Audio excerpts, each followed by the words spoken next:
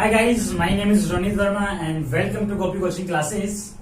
तो हम बात कर रहे थे एसिड बेस एंड साल्ट के बारे में। सेकंड चैप्टर अपना चल रहा था बिल्कुल। और पिछला जो अपना वीडियो था उसके अंदर अपने डिस्कस किया था वॉशिंग सोडा के बारे में। वहां से अपने 2-3 डाउट्स निकल के आए थे वॉशिंग सोडा से कि जो अपन ने वहां पर एक नई टर्मिनोलॉजी बात कर रहे थे, एक नई प्रोसेस के बारे में जाना था, क्रिस्टलाइजेशन, जिसके बारे में आज अपन पढ़ने वाले क्रिस्टलाइजेशन के बारे में। ठीक है, उससे पहले अपन दो अपने डाउट्स क्लियर करेंगे कि वाकई में क्या जो होता है ये क्रिस्टल साल्ट रियली ड्राई होते हैं क्या। भाई इनके साथ क्या है, देखो ये जल का अणु जुड़ा हुआ है और अपन जानते हैं भाई जल का अणु किसी के साथ होता है तो गीला होना चाहिए। जैसे कि बात करें मार्कर है, सपोज दैट दिस मार्कर। अब इसके ऊपर अगर मैं जल का कुछ भी जैसे कि मान लेते इसमें जल, तो मैं जल का हल्का सा बूंदा, तो क्या होगा, जल के अणु उसके साथ रिएक्ट नहीं हो रहे हैं तो ये क्या होगा, ये गीला होगा या नहीं होगा। तो इसी प्रकार से जो क्रिस्टल साल्ट्स होते हैं वो भी क्या ड्राई होते हैं या वेट होते हैं। ठीक है, तो एक क्वेश्चन तो अपना ये होने वाला है। ठीक है, उसको सॉल्व करेंगे। सेकंड थिंग अपन क्या, सेकंड जो अपना डाउट है वो कौन सा होगा। सेकंड जो अपना डाउट होने वाला है, ये डाउट है कि जो क्रिस्टल जो साल्ट्स होते हैं इनमें इसका क्या सिग्निफाइज है, क्या मतलब होता है 10H2 या फिर 1.5H2 या 1/2H2, इस प्रकार के कंपाउंड्स होते हैं कुछ जिनके अंदर इसका क्या मतलब होता है, क्या सिग्निफाई होता है, और क्रिस्टलाइजेशन किसी भी कंपाउंड का क्यों जरूरी होता है। ठीक है, क्रिस्टलाइजेशन किसी भी कंपाउंड का क्यों जरूरी होता है। ये 2 या 3 डाउट हैं जिसे अपन कवर करेंगे आज के क्लास के अंदर। ठीक है, और फिर अपन पढ़ेंगे क्रिस्टलाइजेशन के बारे में। ठीक है, तो अपना ये आज का वीडियो इसी बारे में होने वाला है। आज का वीडियो बहुत महत्वपूर्ण और इंपॉर्टेंट है बिकॉज क्योंकि ये जो डाउट्स हैं बहुत ही अच्छे डाउट्स हैं, मतलब कि कॉन्सेप्ट वाले डाउट्स हैं। अगर ये नहीं आते तो मतलब कि आपने हालांकि चाहे से वॉशिंग सोडा पढ़ लिया, मैंने चाहे से आपको इतने अच्छे से वॉशिंग सोडा पढ़ा दिया, उसके सारे फॉर्मेशन आपको मैंने बता दिए, उसके यूजेस बता दिए, उसके बहुत कुछ बता दिया उसके बारे में। ठीक है, बट अगर मैंने आपको उसके पीछे के, उसके नाम के पीछे का कंसेप्ट ही नहीं समझाया तो फिर आपका मतलब वो सारी चीजें बेकार है।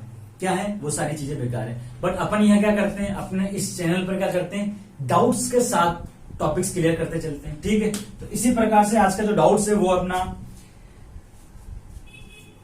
Are the crystal salt really dry, इस बारे में होने वाला है। ठीक है, तो सबसे पहले अपन समझ लेते हैं इस चीज को कि क्रिस्टल जो साल्ट्स होते हैं जो अपन ने पढ़े हैं, क्रिस्टल साल्ट्स कौन कौन से पढ़ चुके अपन। क्रिस्टल साल्ट्स अपने जैसे कि पिछला अपन ने पढ़ा था वॉशिंग सोडा, आगे भी पढ़ेंगे अपन, जिप्सम पढ़ेंगे, प्लास्टर ऑफ पेरिस पढ़ेंगे। इनके बारे में अपन देख लेते हैं कि क्रिस्टल साल्ट के वाकई में सूखे होते हैं या गीले होते हैं। क्योंकि जल जुड़ा है तो मेरे अकॉर्डिंग तो गीला होना चाहिए, क्योंकि मैं तो क्या जानता हूं भाई, मैं तो ये जानता हूं कि भैया अगर जल किसी को भी होगा तो मतलब गीला होता है। सर्दियों में आपने देखा होगा हल्की हल्की सी ओस आ जाती है बाहर, मतलब कि जल के अणु में मतलब वो तो गीली गीली सतह होती है।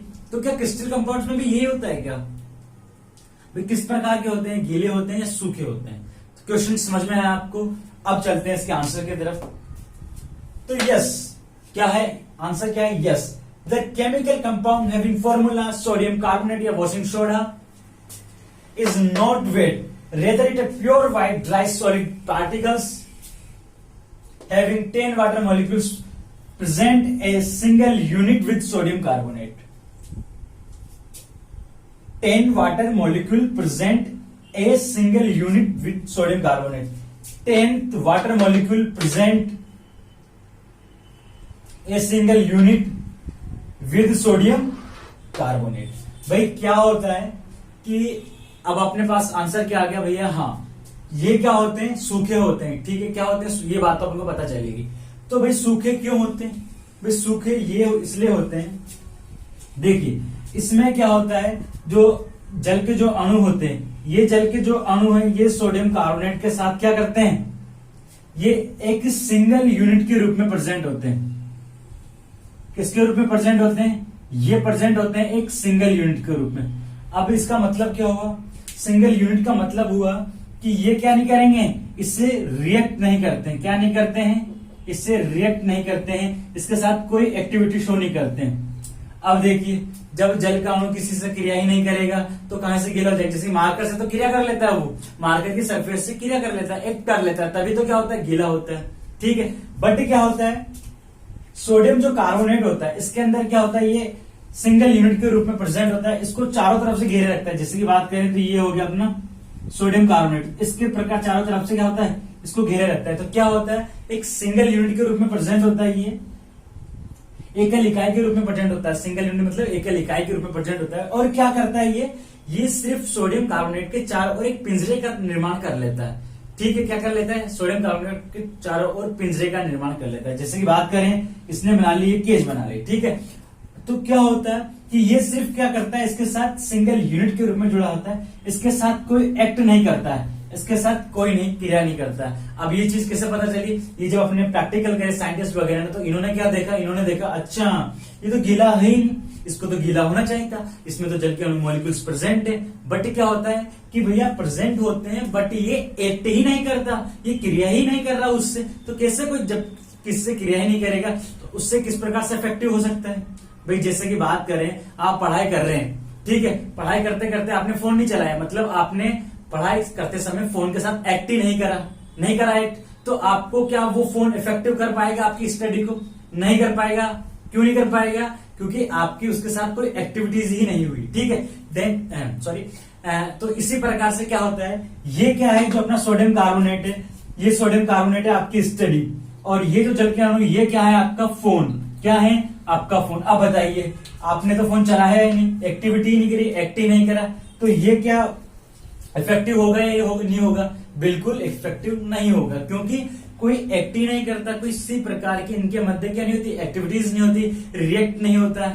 तो इस प्रकार से क्या होता है, ये सिर्फ जो होते हैं 10 जल के जो अणु हैं, ये सिंगल यूनिट के रूप में प्रेजेंट होते हैं, किसके साथ, सोडियम कार्बोनेट के साथ, ठीक है। इस प्रकार से ये क्या होते हैं, सूखे ही होते हैं, यानी कि ड्राई होते हैं, ठीक है। ये क्या नहीं होते हैं, इज नॉट वेट, ये गीले नहीं होते, बल्कि क्या होते हैं, एक सफेद चूर्ण के रूप में, पाउडर के रूप में होते हैं, एक सफेद पाउडर के रूप में होते हैं। ये इस प्रकार इनका चूर्ण का जो पार्टिकल्स होगा इस प्रकार से होगा, और क्या रहते हैं, ये प्रेजेंट रहते हैं। और इनमें क्या होता है, 10 के जो जल के जो अणु होते हैं, ये एक सिंगल यूनिट के इकाई के रूप में प्रेजेंट होते हैं। तो ये क्वेश्चन था, बड़ा अच्छा क्वेश्चन है, आपको आई थिंक डाउट सारे क्लियर हो चुके होंगे इस क्वेश्चन के बारे में।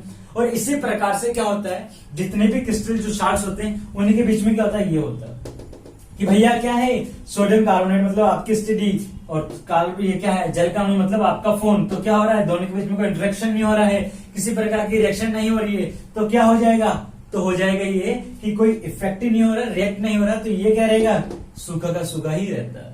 इस प्रकार से क्या होता है, ये अपना क्वेश्चन सॉल्व होता है। अब बात करेंगे आगे वाले क्वेश्चंस के बारे में कि ये क्या सिग्निफाइड करता है, 10H2O जो होते हैं ये क्या सिग्निफाई करते हैं, या किसी भी क्रिस्टल सॉल्ट के अंदर जो जल के अणु होते हैं वो क्या सिग्निफाइड करते हैं, वो क्या संकेत दे रहे हैं, ठीक है। तो इस बारे में अपना अगला क्वेश्चन है, बहुत इंपॉर्टेंट क्वेश्चन है, वीडियो को लास्ट तक जरूर देखो, बहुत अच्छा वीडियो होने वाला है।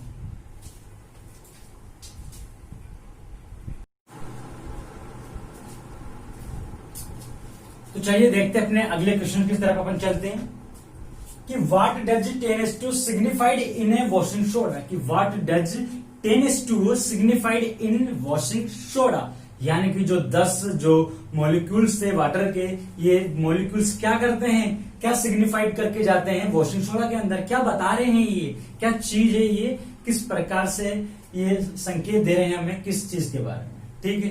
तो क्वेश्चन अपना ये होना चाहिए, अच्छा ठीक है भाई गीला नहीं कर रहा, तो ये है क्यों, जरूरी क्यों है भाई, क्या अपना काम जो है, अपना जो काम था अपन ने तो ये पढ़ा है कि भैया जो वॉशिंग सोडा इसका फॉर्मूला ये होता है, बट क्या है, बट अपन ये क्यों लिख रहे हैं, क्या जरूरी है इस चीज के लिए, तो उसके बारे में अपन बात करेंगे। अगर नहीं होगा ये भाई, अगर अपन 10H2 हटा दिया भाई, जैसे कि बात करें ये क्या अपना, ये पूरा कंपाउंड है अपना, ये कंपाउंड क्या हो गया अपना, सोडियम वॉशिंग सोडा हो गया, मतलब कि NO2CO3.10H2 जुड़े हुए, ठीक है। तो ये क्या है अपना NO2CO3 और ये क्या है अपना 10H2, तो ये एक साथ है, मतलब वॉशिंग सोडा है। तो क्या फर्क हो रहा है, अगर अपन इसमें से 10H2 हटा दें, क्या कर दें, ये 10H2 को अपन हटा रहे हैं, क्या कर रहे हैं, हटा रहे हैं, तो क्या फर्क पड़ेगा इससे, उस बारे में अपन बात करेंगे। चलो तो बात करें, करते हैं अपन क्लास स्टार्ट अपनी।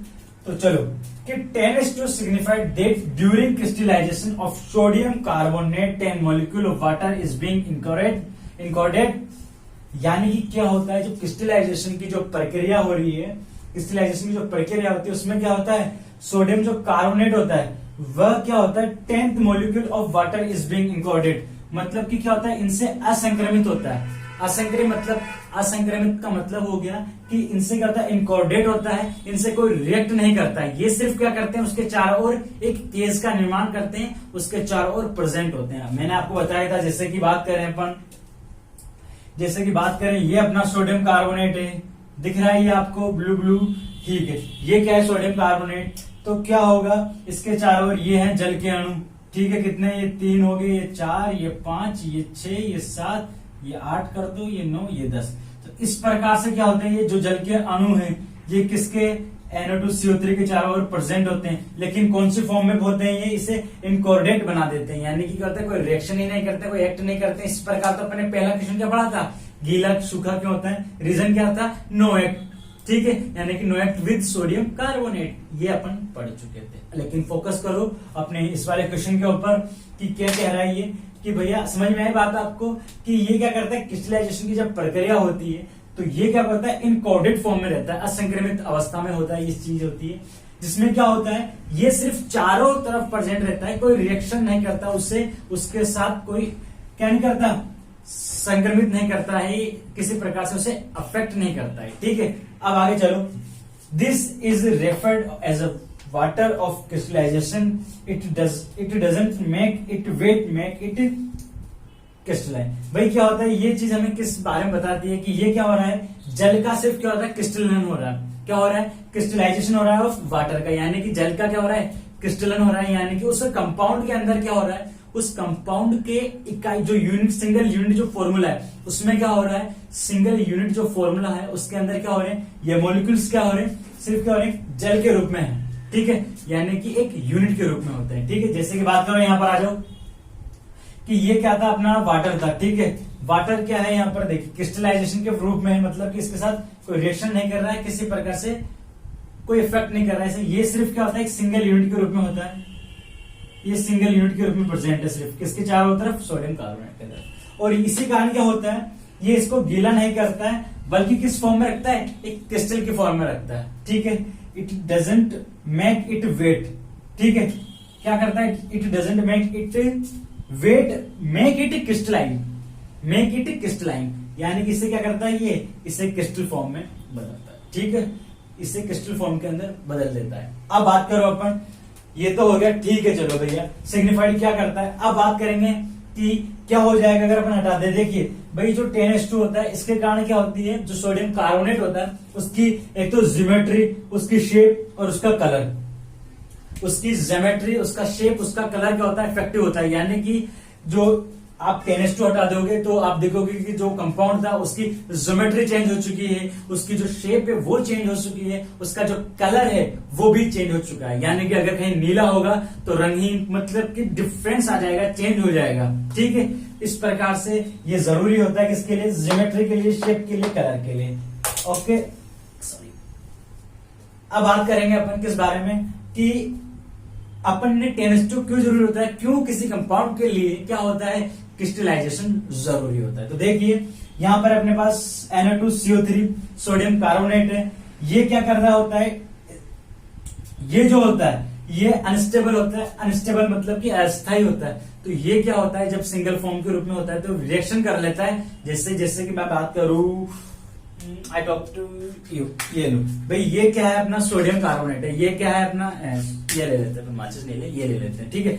ये अपना क्या है, इस पर गौर कीजिएगा, ब्लैक मेरा ये जो कटर है इस पर, ये अपन ने मान लिया ये सोडियम कार्बोनेट है, ये अपन ने रख रखा था किसी के अंदर रख रखा था, ठीक है। अब क्या हो रहा है, उसके अंदर कुछ रिएक्शन, लेकिन कुछ भी रिएक्शन नहीं कर रहा उस कंपाउंड के अंदर, बट जैसे आप इसे बाहर लाए, इसने फटाफट से क्या कर ली, जो एयर मौजूद थी उससे रिएक्शन कर ली, और वहां से क्या कर ली, इसने एब्जॉर्ब कर ली, किसको, जो नमी थी उसको एब्जॉर्ब कर ली, रिएक्शन कर ली वायु से, ठीक है।